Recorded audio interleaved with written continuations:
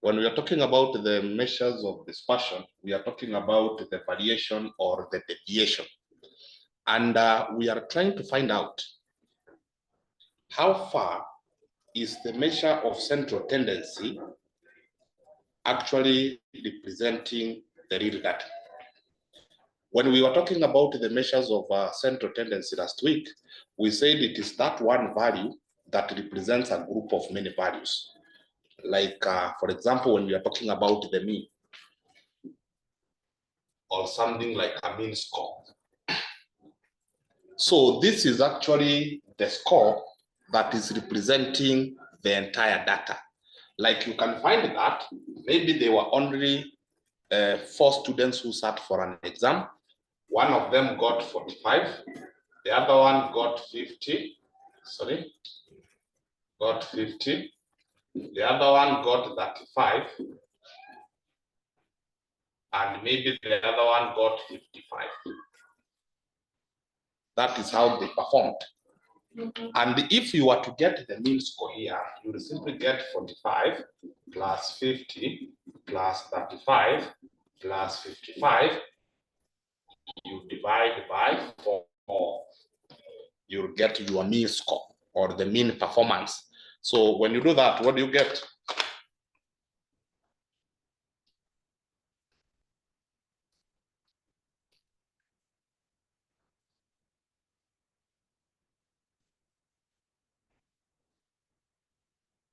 Let this one be a number like 52 to get a whole number.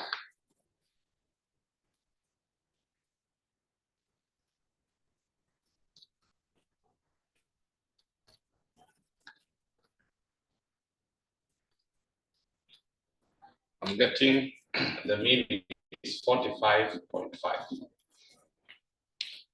That simply means when you are asked about the performance of that particular class in that exam, you say that they had a mean of 45.5. But it does not mean that everybody got this 45.5. 45.5 is simply an average or measure of central tendency. So when we come now to the measures of dispersion, we look at the real values, and then we can now be able to determine the dispersion, the variation of the actual values from this. And actually we are going to get it as what? We have the x, which are this value, 45, 50, 35, and 45.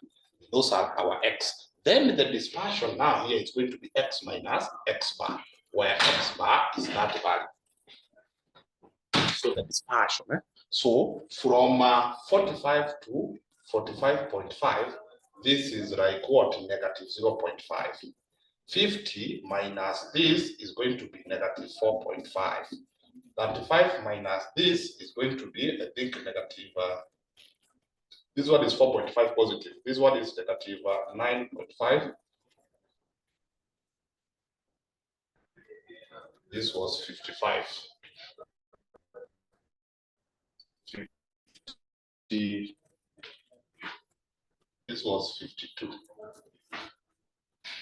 So you take 52 minus 45.5, you get something, I think it should be something like what?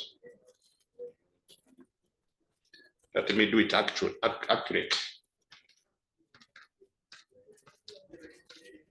You get 6.5. These are now the dispersion. You compare from 45 to 45.5, there is negative 0.5. 50 minus 45.5, you get it is 4.5. This 35 minus, you get this is actually 10.5. And this, so these are the dispersion. When you find that the dispersion is very small, then this mean is actually giving us a true picture. When you find that the dispersion, they are not very far from the mean, or the dispersion is a very low number, then it simply means that the mean is a true representative of the data. And remember, if everybody scored, like for example, you find that everybody scored 48,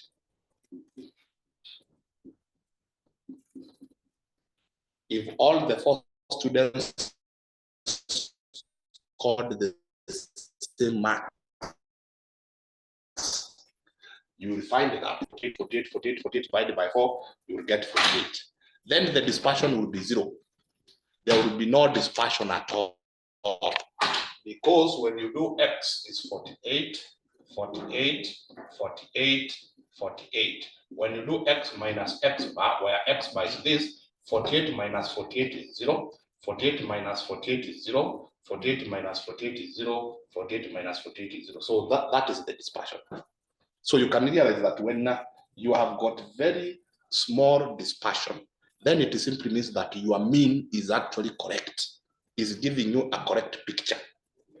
Like in this case, the mean is 48, the values are 48, therefore that mean is 100% representative. But when you find that the dispersion is very wide, you have a dispersion or the difference between x and x bar, it is something like 40 or 50, and your mean is a particular value, then that mean is not a true representative of the data that is actually computed, the mean was computed from. So that is how we talk about the dispersion. So I want you to understand, you have your mean, then you ask yourself, how far are the values that give us this mean dispersing or varying from the mean itself? So like here, there is a dispersion, but the dispersion is not that big. But you can find another case whereby there is one student who has scored maybe 98, and your mean is this. From 98 to this, there is a very big variation. There is somebody who has scored 03, and your mean is this. There is a very big variation. So we want to know how accurate is our mean, or how accurate is the mean representing the values from which it was computed. That is the dispersion.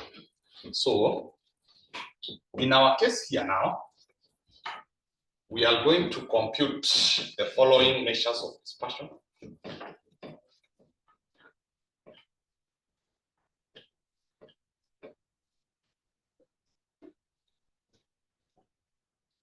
For examination purpose anyway, let us look at the following measures of dispersion. Number 1, we normally have the range. Number 2, we are going to talk about standard deviation. Number 3, I'm going also to talk about the variance. Number 4, I'll talk about the coefficient of variation. Then we shall finish by looking at quartiles, deciles, and percentiles. We shall look at those 5 measures of dispersion: range, standard deviation, variance, coefficient of variation, quartiles, deciles, and percentiles.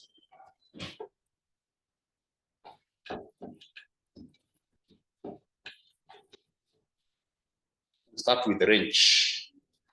Range is the difference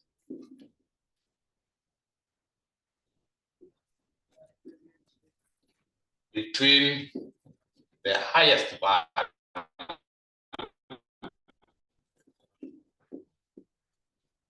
and lowest value. The difference between the highest value in a distribution and the lowest value gives you the range. Like for example, if your data consists of the following values, you have maybe 39, 40, 26, 55, 60, and maybe 49. You are told, can you determine the range? Very easy. You look at the highest value, 60 is your highest value. You look at the lowest value, 26 is our lowest value. Therefore, the range will be equal to 60 minus 26. You get what? You get 34. Your range is simply the highest value minus the lowest value. You get like that. It is the simplest of all. Just that. When the range is big, when the range is a big value, then it means that the dispersion is big. When the range is very small, then the dispersion also will be very small. If, for example, these values, they were ranging from 62, 61, 59, there, the range you'll find that maybe it is only 2 or 3. Then it simply means that even the mean will be actually somewhere very close to those values. So that is the range. There's something also we call the coefficient of range, whereby you get the highest value minus the lowest value over highest value plus the lowest value, coefficient of range. The highest minus the lowest divided by highest plus the lowest. Like in our case here, the highest is 60 minus the lowest, which is 26, all over 60 plus 26. That gives you the coefficient of range in case you are asked. The range is the highest minus the lowest, but coefficient is highest minus lowest over highest plus lowest.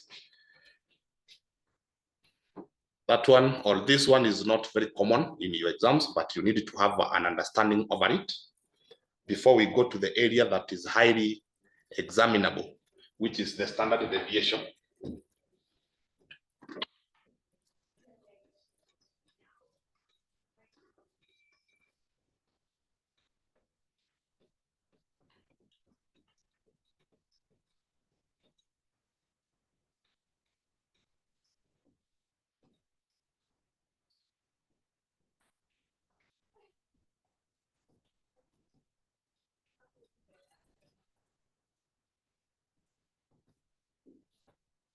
The standard deviation, when we are talking about the standard deviation, it is the square root of the sum of the mean deviations. The square root of the sum of the mean deviations. The square root of the sum of the mean deviation. So last week we said that when it comes to data, data is categorized into two. For ungrouped data,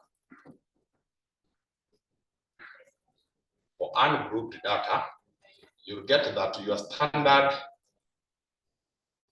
deviation is given by the square root of the summation of x minus x bar squared divided by n. The summation of x minus x bar squared divided by n. And I want you to get it from me. Anytime you are told to compute standard deviation, you must first of all compute the mean.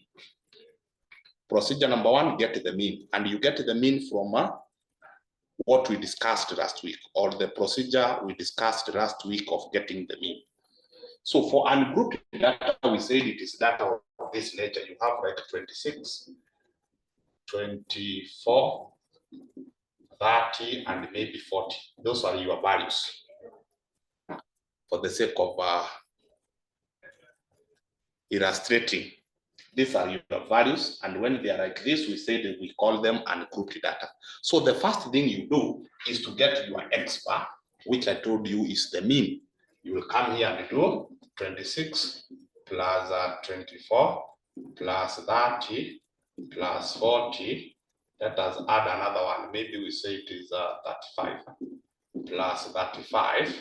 Then you divide by, these are 5 numbers, divided by 5. You get your mean. I want somebody to give me the answer.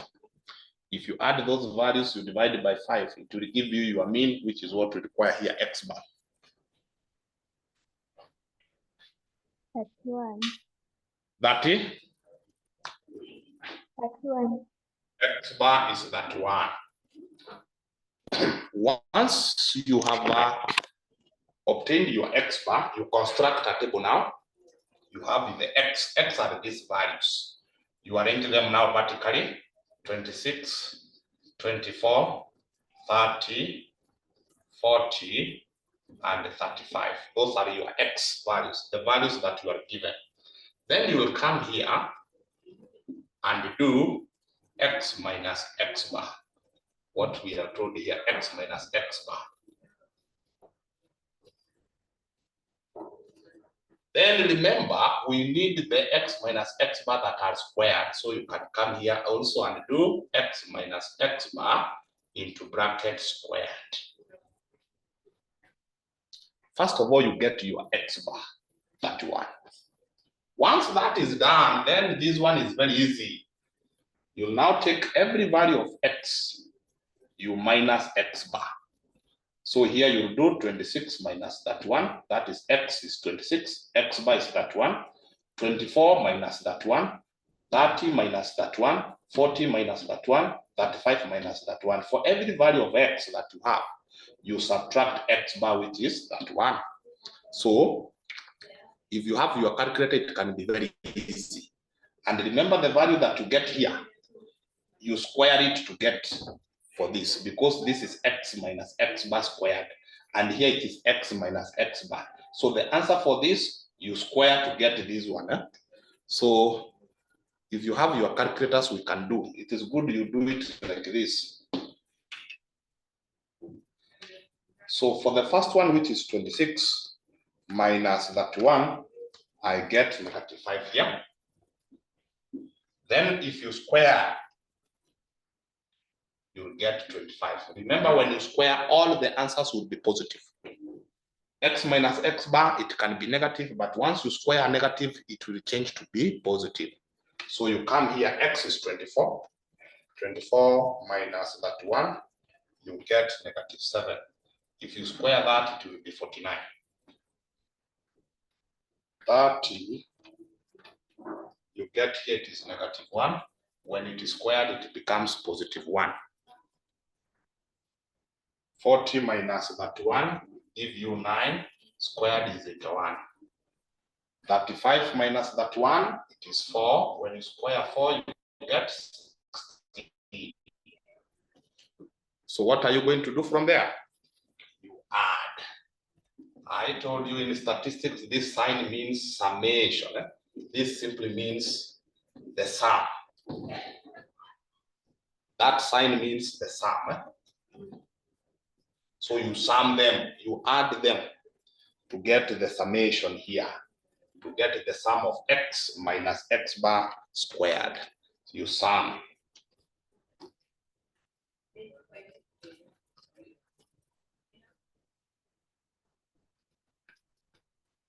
I'm getting 172. Once you have that now, you can do it. Remember, our n in this case is the number of values that we had. We had 1, 2, 3, 4, 5. N is the number of values in a distribution. So our standard deviation will be equal to, you put your square root sign here. Instead of now of summation of x minus x bar squared, this is the sum, 172. You divide by 5 values. So 172 divided by 5,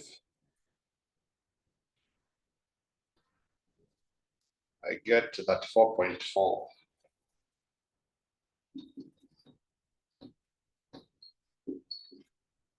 When you take the square root of that, you get it is 5.86. Just that, 5.865. And you are done. So the starting point is always get your x bar, which is the mean. After getting the mean, you do now a table like this. For x, which are the values that were given, x minus x bar, every value of x, you subtract x bar that you have calculated. Then the x minus x bar values, you square them to get x minus x bar squared. That is what the formula requires. The formula requires x minus x bar squared. So, and then once you have all the x minus x bar squared for every value, you do the summation. You add all of them. You add all of them. You add 25, 49. These are x minus x bar squareds. You get that 172. That is what you substitute there. You divide by n. You take the square root. You have your standard deviation for ungrouped data.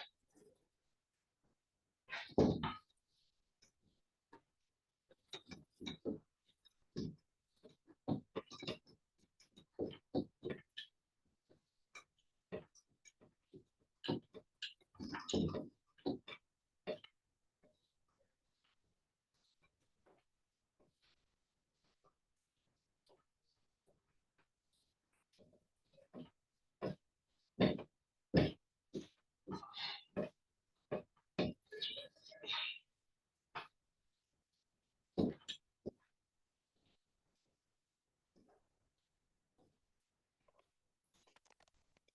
now to look at for grouped data, standard deviation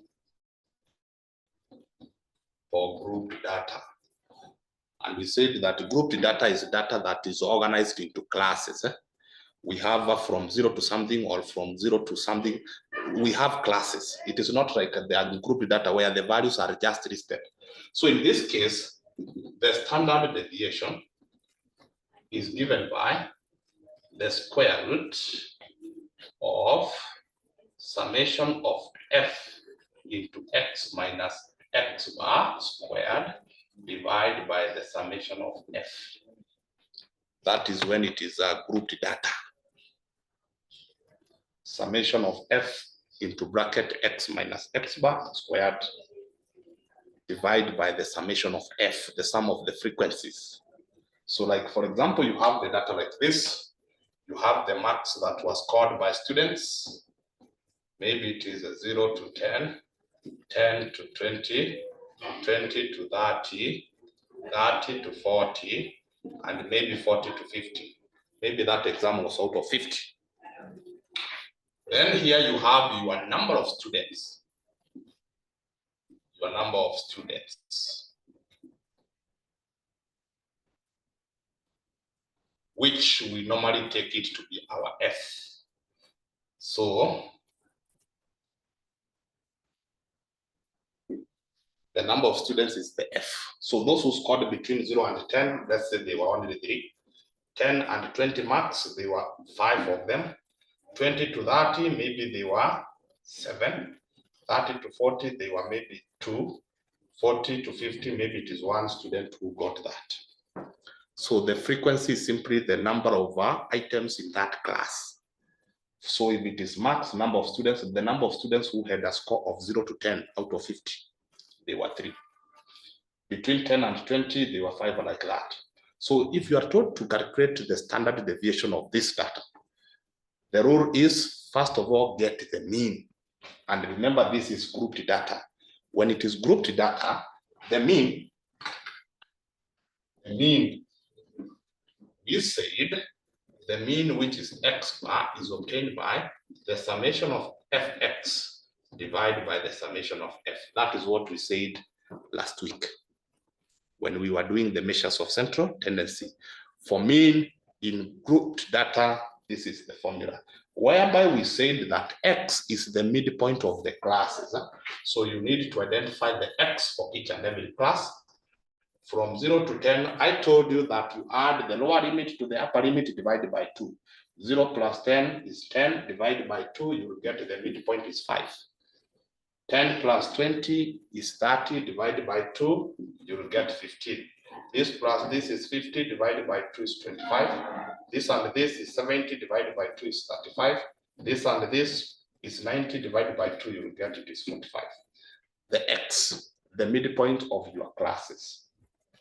Then you can get your fx, which is simply the value of x times the corresponding value of f. So 3 times 5 is 15. 15 times 5 will be 75. 7 times 25, you will get it is 175. 2 times that 5 will be 70. Then this one is 45. Remember, first of all, we are determining the mean before we go to the standard deviation. We must get the x bar first. So we add this, we add this. We want to know the mean. We need the sum of fx. Having obtained the fx values, you sum them to get the sum of fx. I'll do it.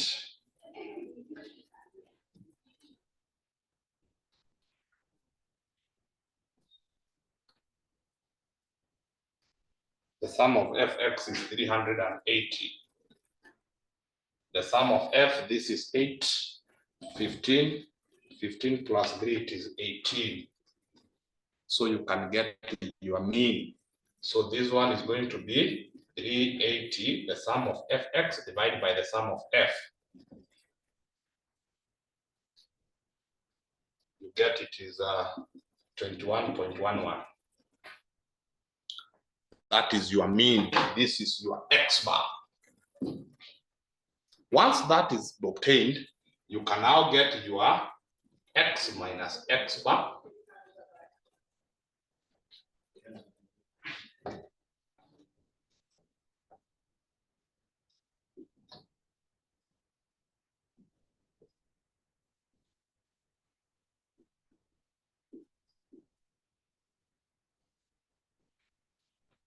So you need now x minus x bar. You remember, you just go by the formula. Then you do x minus x bar squared. Then you finish with what we require here. F into x minus x bar squared.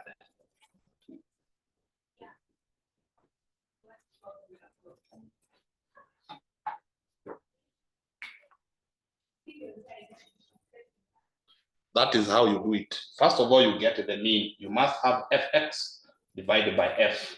You get the mean. Going by the formula here, you require x minus x bar, then x minus x bar squared, then f times x minus x bar squared, so that you can have what you require for the numerator part for the standard deviation. And once you have your scientific calculator, it is going to be very easy because x bar is already obtained here, 21.11. So for every value of x, which is now here at the midpoint, we subtract 21.11. So I will start with the first one.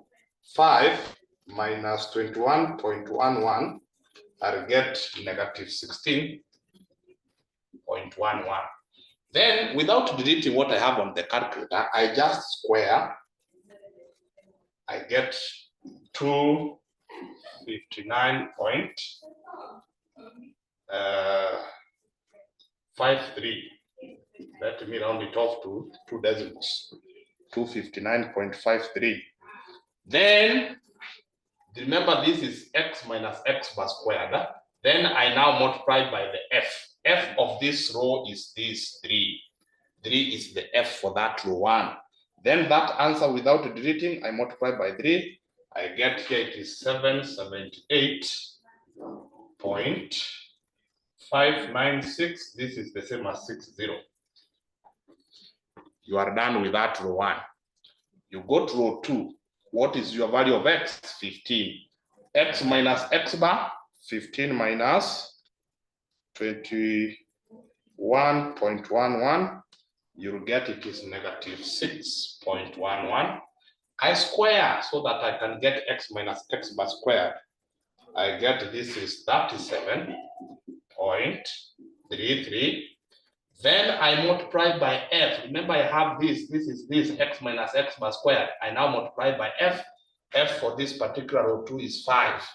I multiply by 5. I'll get 186. 186.66. I'm done with that. I go to the third row, pick my x, which is 25, minus x bar. 25 minus 21.11, I get 3.89. I square direct. I get 15.13. Then I multiply by f. I have x minus x bar squared here. Here I just multiply by f. F for that row 3 is 7. I multiply by 7. I get 105.92. I come here. What is my x? 35. 35 minus 21.11, x minus x bar. I get 13.89. I square direct. I get 192.93. Then I multiply by f so that I can get f times x minus x bar squared. I multiply by 2. I get 385.86. I go to the last row where my x is 45. I minus 21.11. I get 23.89. Square that. 570.73. Multiply by 1. 570.73. Then you do the summation of this. Remember, the formula says you sum the column of f into x minus x bar squared, which is this column. You do the summation of all those values so that you can get the sum, which will now be used as the numerator for calculating standard deviation. So here, 3.5.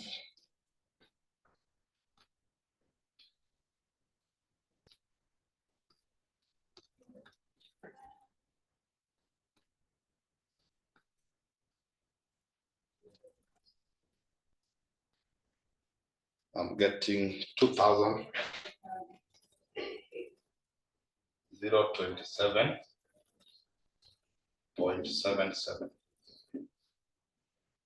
That is the summation. Once you have done that,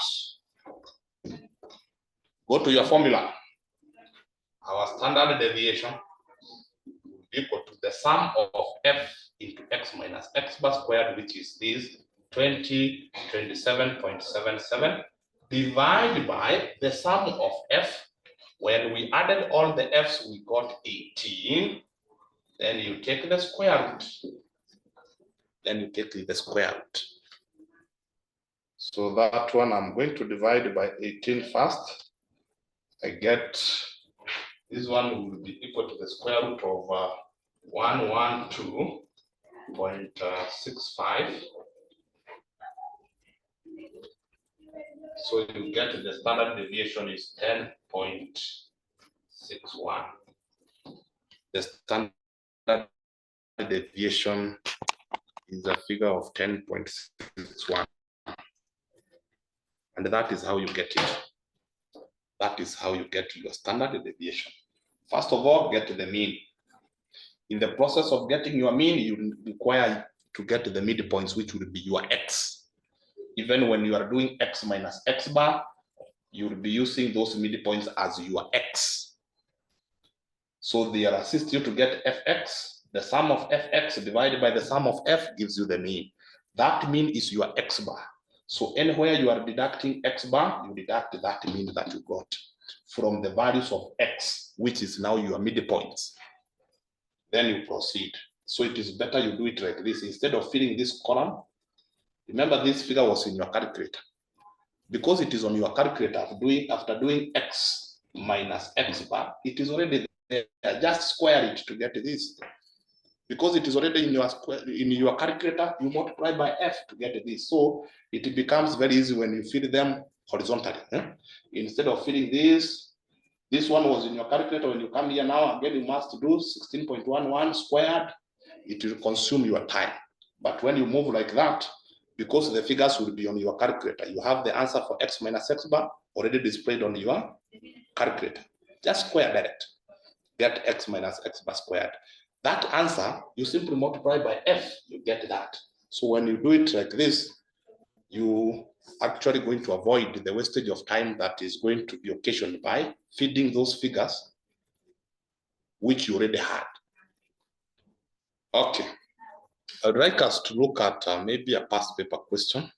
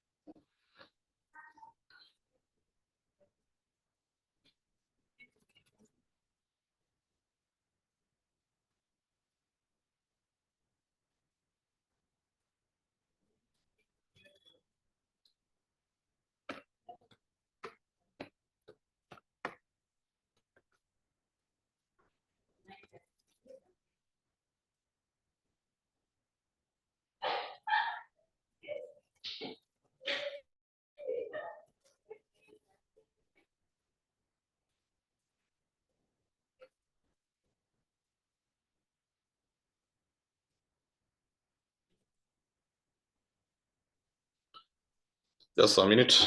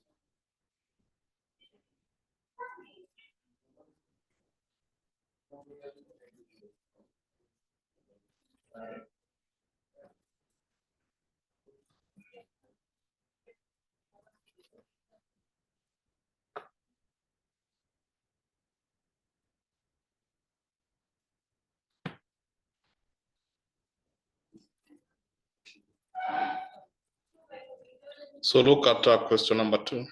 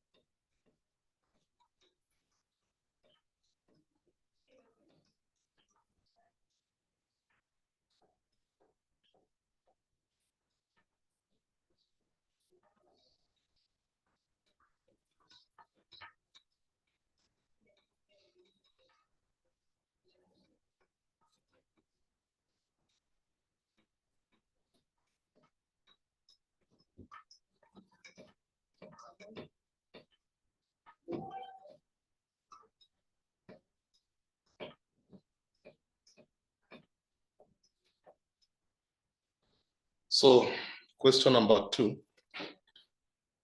I don't know whether we did this question in class. Did we calculate the mean? Or we didn't? Last week. If we didn't, no problem. We can do it. So we have the salary, which now is going to be our classes, which is in 1,000. 10 to 20,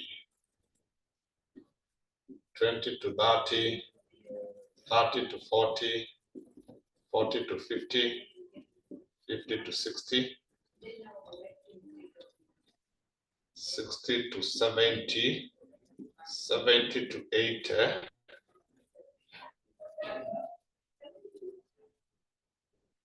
80 to 90,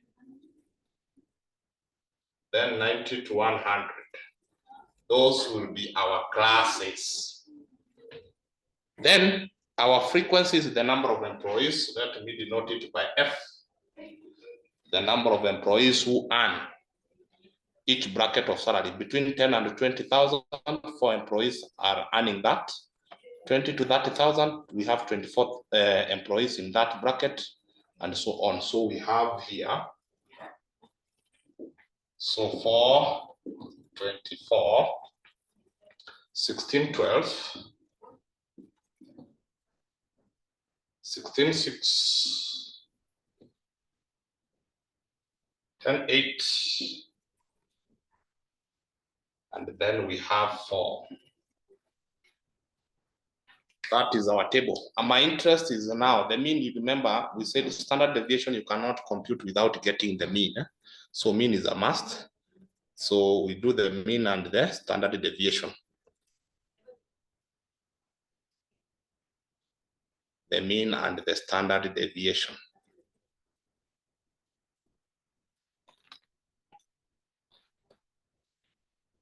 So from the table that we have there, then we said for you to get the mean, you will require the column for X.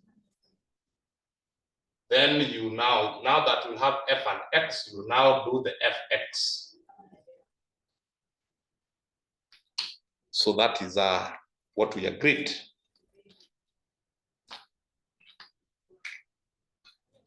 So our X is the midpoint between 10 and 20. You said we add, then you divide by 2.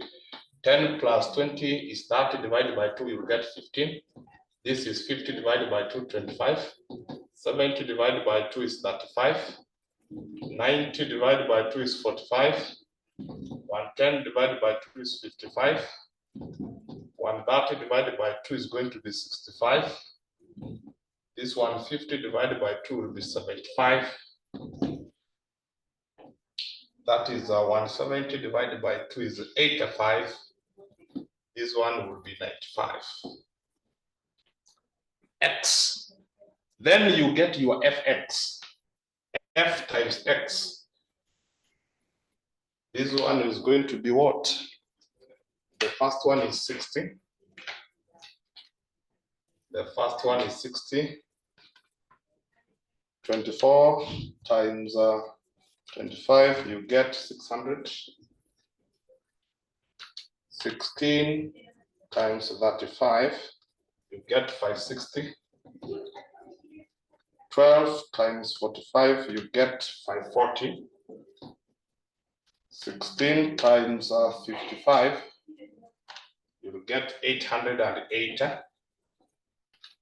6 times 65, you get 390. This one will be 750. 8 times 85, you get 680. 4 times 95, you get 380. Add the sum, the Fx, add the Fs. Do the sum of Fx.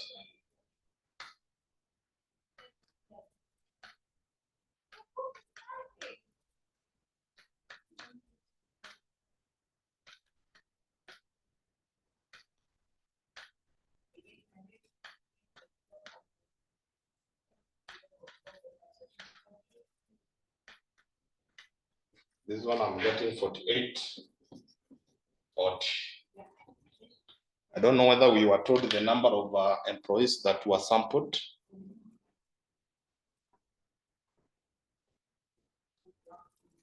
Okay, they never gave us the figure. Sometimes they can tell you that the following is the data for some on 100 employees or something like that. So when they have not told you, you add them. This one will be 28. So, yes.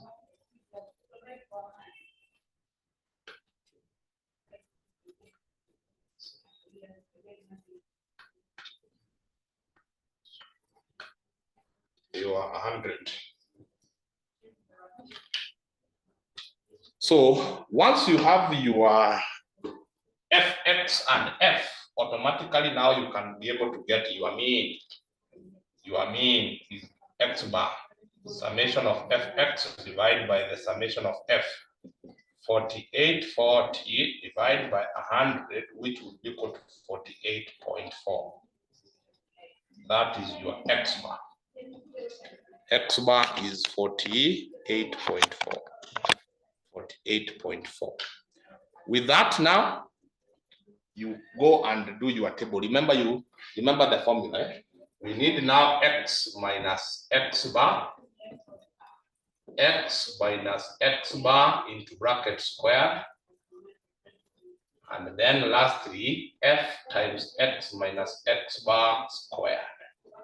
Those are the columns that you require so that now you can be able to do your standard deviation. So you start with the first x, which is 15. You minus your x bar, 48.4. 15 minus 48.4. You get negative 33.4. You square that. You get 1,115.56. That is x minus x bar squared. Then you multiply by f, which is 4. You get 4,462.24. Done. Come to the second row where your x is 25. Take 25 minus x bar minus 48.4. You get negative 23.4. Square that. 547.56. Multiply by f for that particular row, which is 24. Our f is 24. You will get 13,141.44. You go to row 3, where your x is 35. You do 35 minus x bar, 48.4. You get negative 13.4. Square to get that, 179.56 times f, which is 16. 2,872.96. Row 4, our x is 45. 45 minus 48.4. You get negative 3.4. Square that, 11.56 times f, which is 12. You'll get 138.72. Next, x is 55. Minus x bar, 48.4. You get it is 6.6. Square that. You get 43.56 times f, which is 16. 696.96. Next, our x is 65 minus 48.4. You get it is 16.6. Square. 275.56 times 6. Frequency 1653.36. Next, x is 75 minus x bar 48.4, 26.6 squared, 707.56 times 10, 707.60. Next, x is 85 minus x bar 48.4, 36.6 squared, 1039.56 times 8, 10,716.48. Lastly, it is when x is 95, you minus your x bar 48.4, you will get 46.6. You square that, you get 2,171.56. Then you multiply by 4. You will get 8,686.24. Once that is done, what you only need to do is to total the x, the f into x minus x bar squared. That is what we require, because that is what the formula requires. So you will add them. Let me add from the bottom upwards.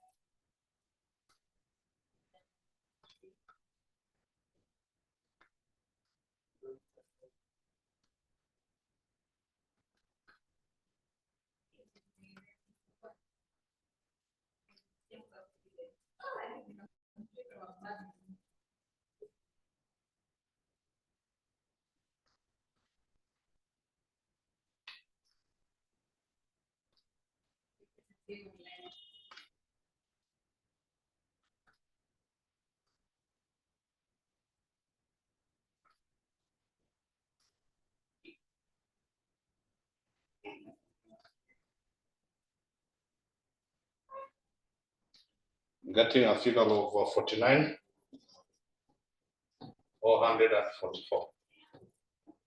49,444 is the sum of that. And we know from our formula that our standard deviation is given by what? The square root of the summation of f into x minus x bar squared divided by the summation of f. That is the formula for getting the standard deviation. So already we have the summation of f into x minus x bar squared. What we need to insert there is this figure, 49,444. We divide by the sum of f. In this case, it is 100. If you add all the f's, you get 100. So our standard deviation would be equal to the square root of 49,444 divided by 100, which is the same as the square root of what? 494.44, which is the same as what?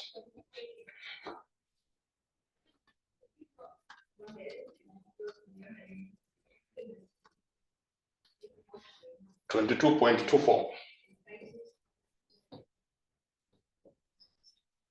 If you round it off to 2 decimal places, is around 22.24.